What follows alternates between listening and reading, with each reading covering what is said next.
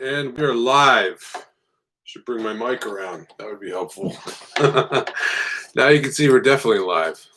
So I appreciate it. We'll give a couple minutes just to let people join. Thank you for those of you that have made it. I appreciate it. We're week 4 of getting back to work with Inside Access Control, sponsored by Openpath. Really appreciate Openpath support and us doing this. Pretty excited about today. A couple reasons. Number one, back in the office where I like to be at home. So back to the normal domain of what we have, which is nice. And then also, I think 3 great articles that myself and the team found. Really excited to talk about these. 2 of them right at the point of what's going on within the industry, and then one of them that a little bit more fun. We try to break it up a little bit. As always, there's a comment box. Feel free to leave a comment there. We'll answer them as we go. And again, appreciate everyone taking the time to join today. So week 4, end of July, we thought you'll see a common thread through some of these as well. First article that we found was called "What Employees Really Want When They Return to Work." It's an article we found in Forbes by Mark Perna. We'll put the link in the show notes, and then when we send out the newsletter next week, when we send out the newsletter tomorrow, on that site. So what I liked about this article from Mark was it had some statistics. So they went out and talked to a lot of people. The ASA Workforce Monitor did a study, and they found that the employees' most common requests in order to feel safe when they go back to work. And we're going to talk about that because I think that's what's important here is people feeling safe when they go back, and it impacts the way, like we talked before, how we build our systems. So if we were to look at it, these are the things that the employees that they studied thought were needed in order for them to feel safe. Number one, social distancing measures in place. So 51% of the people said that there needed to be measures in place that showed it. Number 2 is a detailed cleaning protocol. Not surprising. They want to make sure that it's detailed. I think the interesting part there is the communication of it. Is what I think people want. They want to know that, yeah, it's clean, but we want to know that it's clean. So the more you communicate it, the better. PPE requirements. So 41% of people, they want requirements around PPE, like masks and whatnot. The COVID-19 testing offered to employees, 41%, which I thought was interesting. So 41% of people wanted the companies to be offering the COVID-19 testing to them. So, and the last one, which hits right in home with our industry, which again a lot of people go back and forth on, is the temperature and symptom screening. So a couple of things I find interesting. If you put the temperature side apart, it's a symptom screening, and you're hearing a lot of companies now doing these pre-registrations before you go into the office. So I think you're going to see that. So again, social distancing measures, number 1. Number 2 was detailed cleaning protocols, so communication. Number 3 was the PPE requirements. Then you had COVID testing offered to the employees, and then temperature/symptom screening. Those are all 40% and up. The study went on to talk about what most employed adults, they were satisfied so far with their employees' response to COVID-19, which I thought was nice. So they do feel that organizations are doing a good job.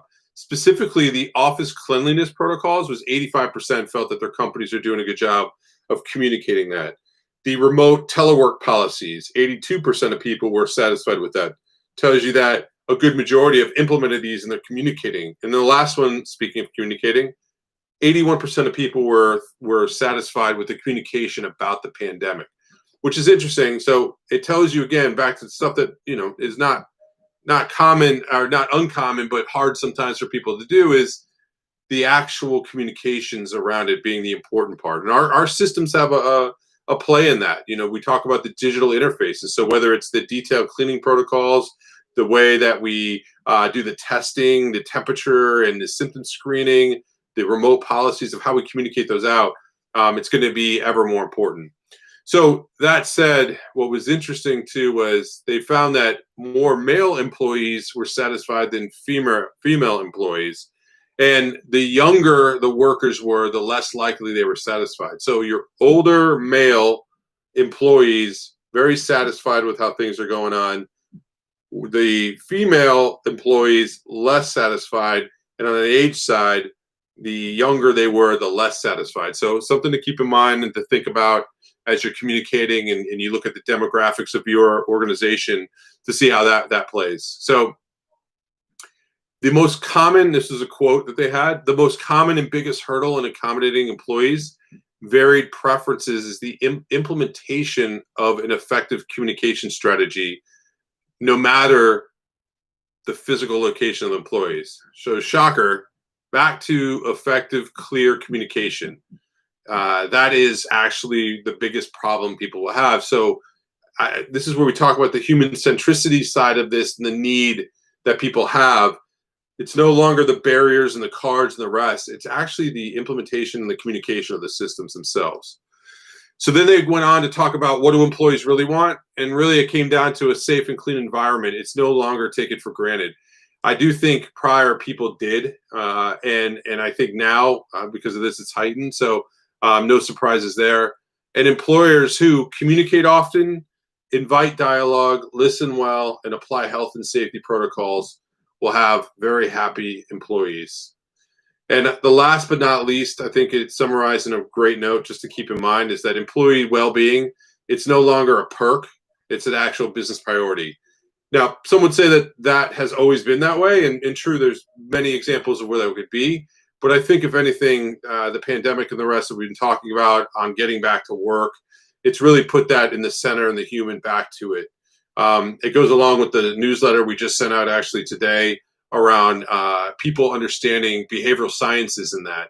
This, to me, this entire study was about behavioral sciences and understanding the impacts and the reasons why and what people are thinking about and doing. So again, great story from Forbes, from Mark Perna. It was called What Employees Really Want When They Return to Work. We'll have it in the show notes and then in the newsletter tomorrow.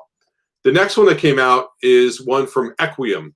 So Equeium is a tenant experience application. You may or may not have heard of it. Pretty decent sized company. They put out a global office tenant report where they went out and they actually surveyed in April and May about 4,500 people that responded. So decent sized survey. It was in the US, the UK, Ireland, and Australia. And it was really to take a look at it and say, as the workforce adapts to working from home, safety and security have become the most crucial factors in returning companies back to their building. Think about that. Tenant experience application, they go out, they do a global office tenant report, and the biggest crucial factor in returning back is safety and security. Smack right in the middle of what we do. Extremely important. So 4,500 people, they went out just to survey how things are going. Number one thing came back was that. These were owners and managing agents as well as landlords and people that were working within these buildings, right? So here's what they learned and they came out of it. And it's one of those, it's a white paper. So when you go, we'll put the link, you got to sign up for it to get it. But here's the highlights, right? So occupiers are productive at home, but struggle with suboptimal work environments and lack of interaction with colleagues. So classic example, people like working from home in a lot of cases that have it. Productivity, they don't know if it's really that high up, but they know that they are actually feeling productive. But they are struggling with the spaces that they work in. I mean, mine, if you saw what was going on behind here, the screen that we have, it's definitely it's not as easy as you all know as it was when you had a dedicated space, right? And then on top of that, they miss interaction with colleagues. So this goes back to our conversations that we had before. If you think about the work and the life side and the offices changing to where they're collaborative spaces, you have something like 80% of the people that they interviewed and got surveys back from see that. So that's super important, I think that. So 45% miss conversations, which is interesting, right? So it's mainly around the conversations. And you would think the more of us that were on Zoom, you think we'd have that connection, but it's still not the same. 56% desired better workspaces. 25% wish they had better access to home health and wellness options, which is interesting because, again, at the office, most of it was focused there. Now people aren't there. So how do you do that? They also then went on to talk about 60% of the occupiers won't return to the office until it feels safe. So think, that's a lot of people, 50% of them, more than that, that won't come back to the office if they don't feel safe. And the access control side of what we do, major impact of people feeling that, not only in safety theater, if you would, but then actually in safety practices on that side. It said the critical factor for them to return, again, was information and communication. So common thread. How are our systems helping with the communication? One of the aspects of access control now that is ever more important is the notification side. So the info coming out, how it's being used and sent out. If you think about it, majority of our systems built to be sort of centralized and siloed. Now, that information needs to be able to come out and sent out. So pretty interesting to think about how our systems and the new different use cases that go with that. Occupiers who worked in the office during lockdown, they anticipated a greater risk of infection once everyone returned. So something to think about.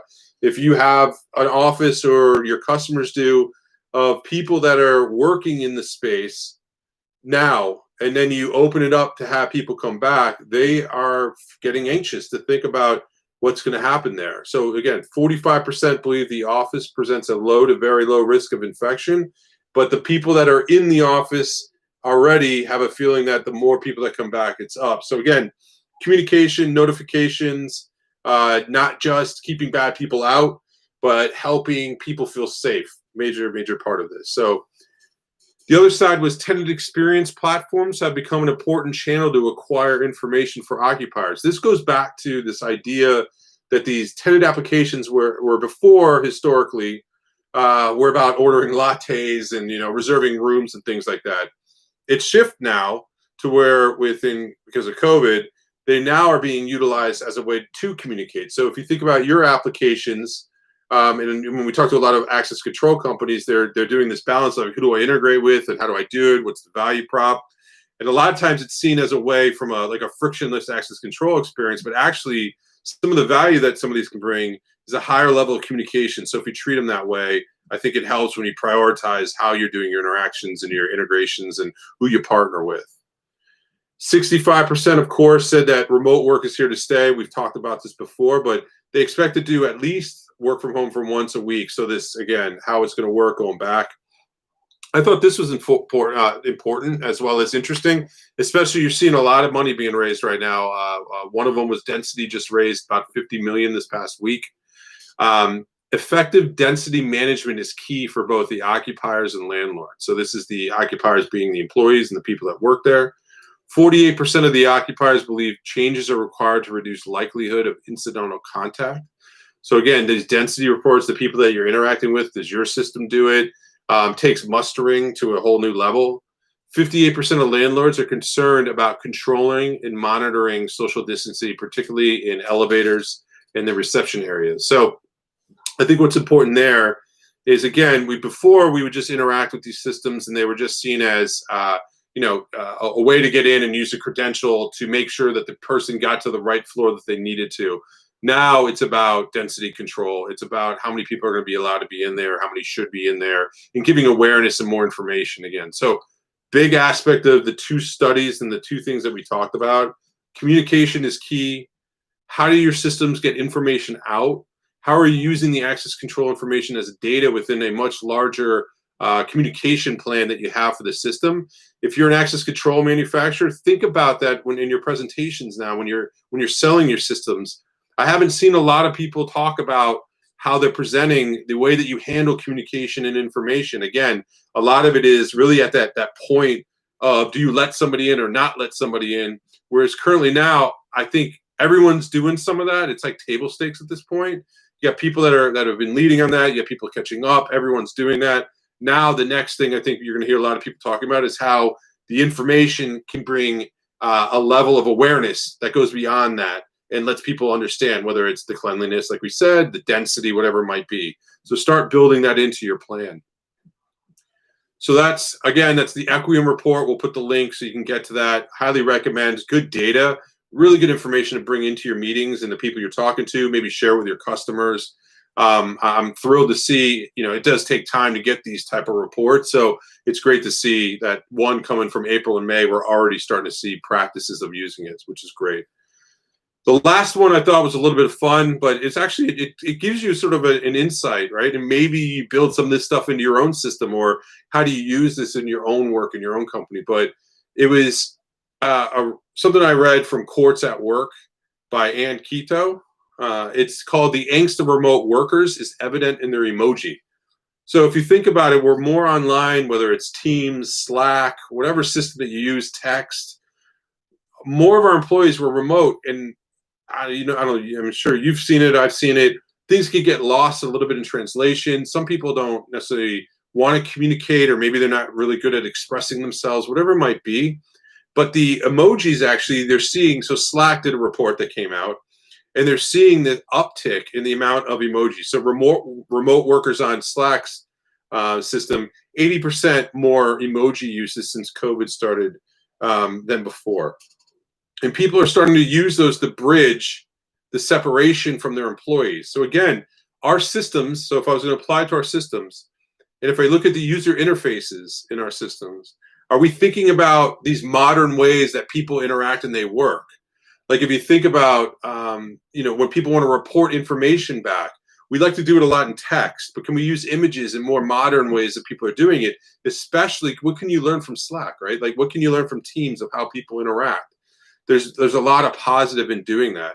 There's even the ability to create custom emojis, and they've been proven, as they said in this study, to particularly be useful to establish a sense of collective identity. That's interesting too. So if you think, for those of you that are working in a company, trying to create a better bond with your employees, and you really want to look at the increasing happiness starts, they're actually seeing collective identity creation. So taking these emojis, creating things that are unique to your organization, whether they were showing like masks on it with the letter, like for your logo, whatever it might be. I think you should start looking at that. So it ended with, this was what somebody within the story said, I had this notion that the emoji was this lighthearted, fun tool, but there's so much more there. It's really interesting what you can learn about a company's culture based on how they use them. It's also, I think, how you can learn about some of the systems that we use and our interaction, and make them a bit more human-centric, is by utilizing these emojis and allowing, as an example, allowing people to express themselves, but then also make it a little bit more relatable. Again, most of our systems are going back from safety, security.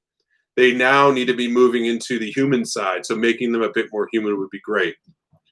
So story number one, what employees really want when they want to return to work. Great study, a lot of percentages to show you.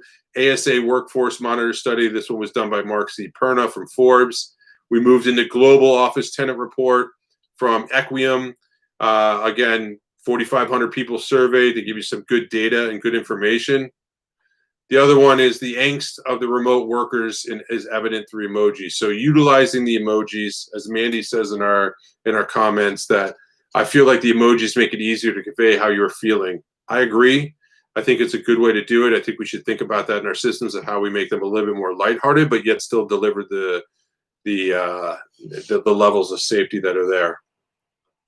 So we're going to have these three, plus we'll have something from Openpath in the newsletter that's going to go out tomorrow. If you have any questions, please put them in the comments here. I'd like to take this time to do too, just to let you know, we introduced something called Inside Multifamily Access Control. If you're in the multifamily space, check that out. And please see us online on the inside on LinkedIn. The website's the rest. Thank you again, Openpath, for your sponsorship of this, so we can bring this every single week. Thank you for those of you that made it here today to see the information and have this conversation. Really, really appreciate it. We'll see you here again next week. Stay safe in the meantime. Thank you.